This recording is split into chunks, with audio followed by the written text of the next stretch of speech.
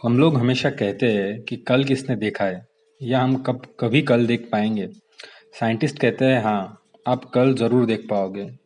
आप फ्यूचर में ज़रूर जाओगे। वेट, क्या ये पॉसिबल है? क्या हम सच में फ्यूचर देख सकते हैं? तो इसका जवाब हमारे साइंटिस्ट ने दिया है।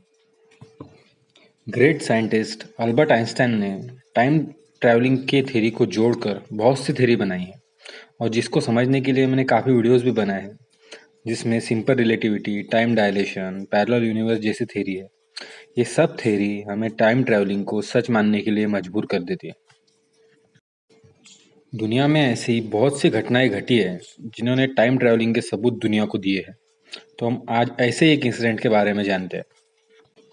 आप सब ने सैंटिगो फ्लाइट 513 के बारे में सुना ही होगा।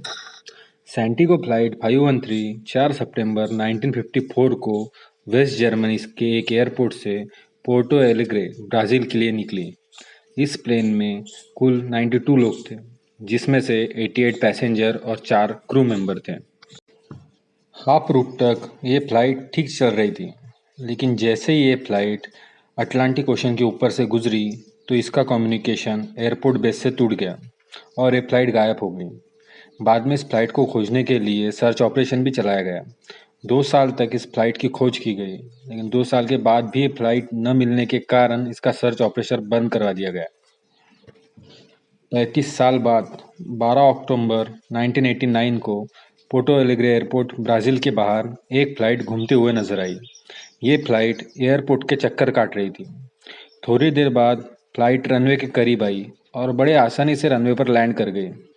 एयरपोर्ट सिक्योरिटी को कुछ समझ में नहीं आ रहा था, लेकिन जब एयरपोर्ट के सिक्योरिटी गार्ड ने लेकिन जब एयरपोर्ट सिक्योरिटी गार्ड फ्लाइट का जायजा लेने के लिए फ्लाइट के अंदर पहुंचे, तो वहां पर 88 आदमियों के कंकाल सीट बेल्ट से सीट पर बंधे हुए थे। सब लोग हैरान हो गए और इसकी इंक्वायरी करने के लिए पायलट के पास पहुंचे। जैसे ही उन्होंने कॉकपिट का दरवाज़ा खोला तो वहां कोई कैप्टन थे ही नहीं। वहां पे बस 4 कंकाल थे। लेकिन ये सब कैसे पॉसिबल था? ये वही फ्लाइट थी जो 35 साल पहले गायब हो चुकी थी। इस इंसिडेंट को काफ़ी न्यूज़पेपर में पब्लिश किया गया। लेकिन अगर फ्लाइट में सभी लोग मर चुके थे तो उस फ्लाइट को लैंड किसने कराया? ये सवाल आज भी जिंदा है। ऐसे ही बहुत से इंसिडेंट हैं। चार्ली चैपलिन का 1938 में शो चल रहा था। उस शो के बाहर एक लेडी मोबाइल फ़ोन पर बात करते हुए देखी गई। अब हम सब सोच रहे होंगे कि इसमें नया क्या है। लेकिन जब मोबाइल का आविष्कार ही 90s में हुआ तो 1938 में लेडीज़ के पास वो मोबाइल आया कहाँ से? उस समय बहुत से ऐसे लोग देखे गए जो उस वक्त के लग ही नहीं रहे थे। हमारे इस यूनिवर्स ने हमें टाइम ट्रैवलिंग के बारे में काफ़ी सबूत दिए हैं। हमने बहुत से मूवीज़ में भी देखा होगा टाइम मशीन के बारे में, लेकिन ये सोच निकली कहाँ से? ऐसा माना जाता है कि इंसान धरती का है ही नहीं, इंसान मंगल का है। वहाँ पे कुछ स्टॉर्म आने के कारण या वहाँ पे कुछ आपदा आने के कारण इंसान टाइम ट्रैवलिंग करके धरती पर आके बस गया। इलॉन मस्क, दुनिया के सबसे अमीर व्यक्ति, उनकी कंपनी है स्पेस एक्स। वो इसी खोज में है। उनका यही मानना है कि इंसान धरती का नहीं है, इंसान मंगल का है। और उन्होंने चैलेंज दिया है कि 2050 तक इंसान मंगल पे जाके रहेगा और उनको स्पेस एक्स कंपनी ही भेजेगी। तो अब हम इस बारे में जानते हैं कि हम टाइम ट्रैवलिंग कैसे कर सकते हैं। ये तो हम सब जानते हैं कि हमारी धरती खुद को भी चक्कर लगाती है और सूरज को भी चक्कर लगाती है।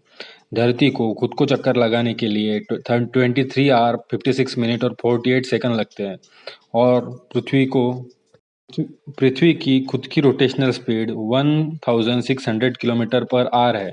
और वही सूरज को एक चक्कर लगाने की उसकी स्पीड 1,07,000 किलोमीटर पर आवर है। अब अल्बर्ट आइंस्टाइन कहते हैं कि अगर हम इस स्पीड को चोक कर दें, हम इसको चेस कर सकें, कोई ऐसी मशीन बनाकर जो हमें इस स्पीड से आगे पहुंचा दे, तो हम फ्यूचर में जा सकते हैं। इसके लिए हमें एक ऐसी मशीन बनानी पड़ेगी जो लाइट की स्पीड से चले, क्योंकि लाइट की स्पीड ही एक ऐसी स्पीड है जो अर्थ की स्पीड को बीट कर सकती है।